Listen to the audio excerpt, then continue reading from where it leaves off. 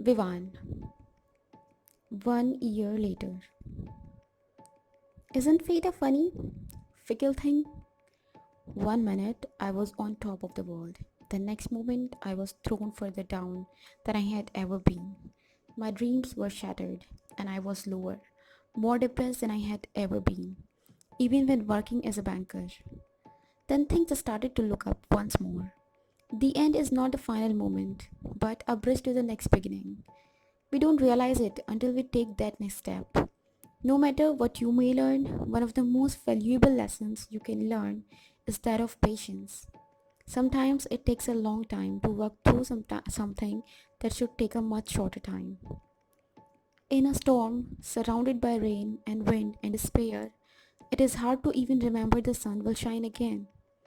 I even forget the feel of the warmth on my face for a little while. But the storm did pass, and I emerged a changed man. When those first rays of sun hit my face again, I appreciated them all the more. I embraced the lessons of the storm, but cherished the relief as it passed. Life experiences can be wonderful or harsh, but the harsh lessons are meant to be help, not hurt.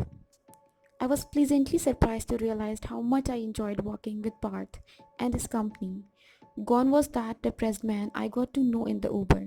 Instead, he threw all his energy into making Yade a thriving success.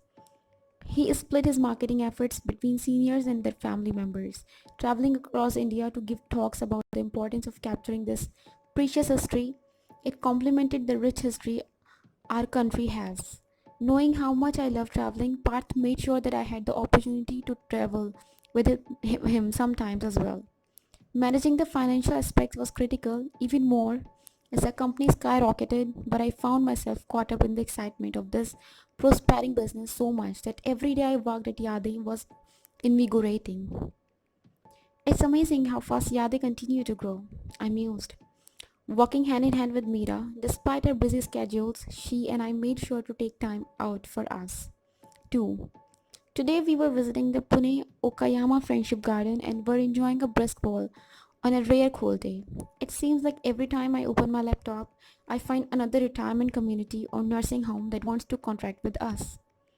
Meera shivered a little and pulled her jacket around her shoulders tightly. It sounds like Parth is going to have to bring on more writers. She said, let me know if he wants me to speak with some of my students again. In a brilliant move several months ago, Parth and Meera combined forces to give some of her students the opportunity to hone their writing skills by working for Yade on a part-time basis. I definitely will, I responded, wrapping my arm around her and rubbing her arms briskly to warm her up. Do you want to head back to the car? She shook her head. The chill in the air is actually a nice relief after all the heat we have had lately.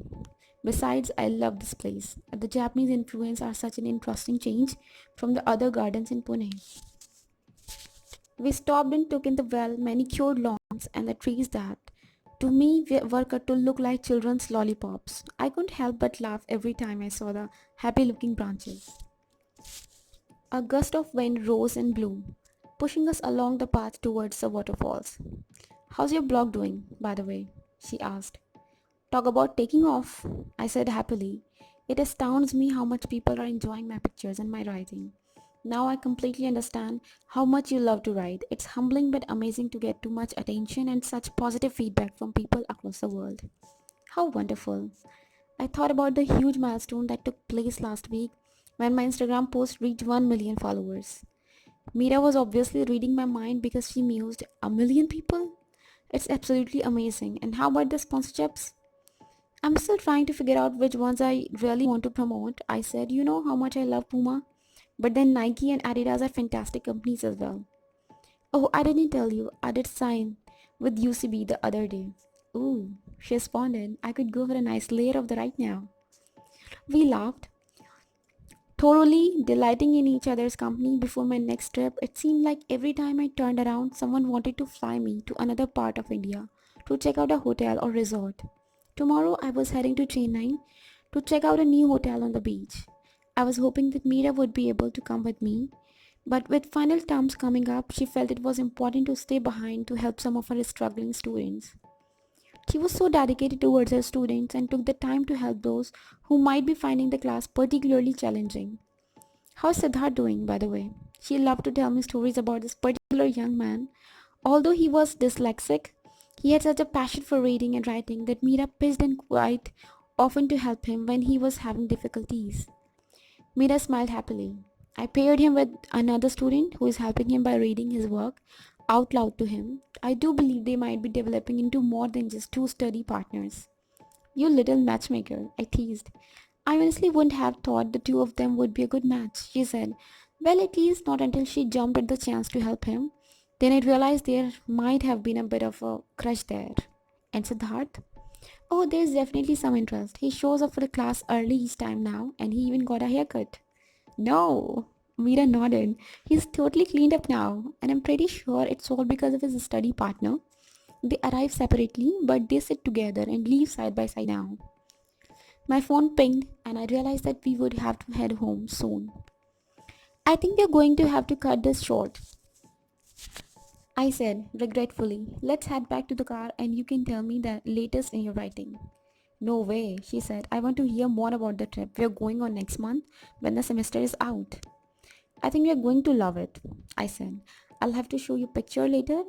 The resort has these little separate huts with huge thatched roofs. It looks like the huts are actually part of the jungle with all the old growth they were able to preserve.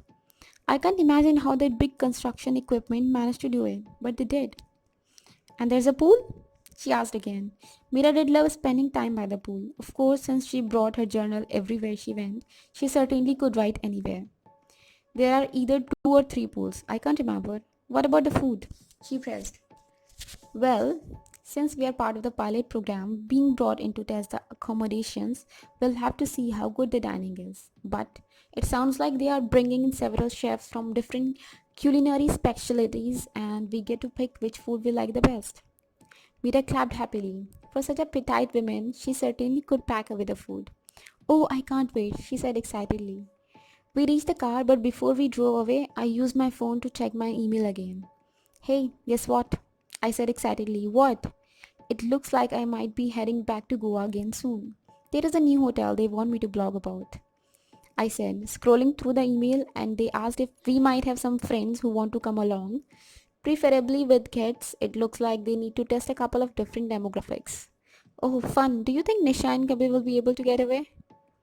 I nodded. I know they are busy, but I bet they'll make time for this. Gianna will love it. I turned my phone off and leaned over the seat to kiss Meera, long and passionately. When we caught our breath again, Meera grinned at me. What was all that about? She giggled. I shook my head. I'm just so amazingly happy. I would never have thought a year ago, when things were so bad, that we would be here right now, planning these trips together. It's amazing how our luck has turned. Hope is real. It's good. And good never goes away. And it's our hard work. She laughed. We are good people and we deserve happiness. Plus, we never give up. Not in each other and not in ourselves.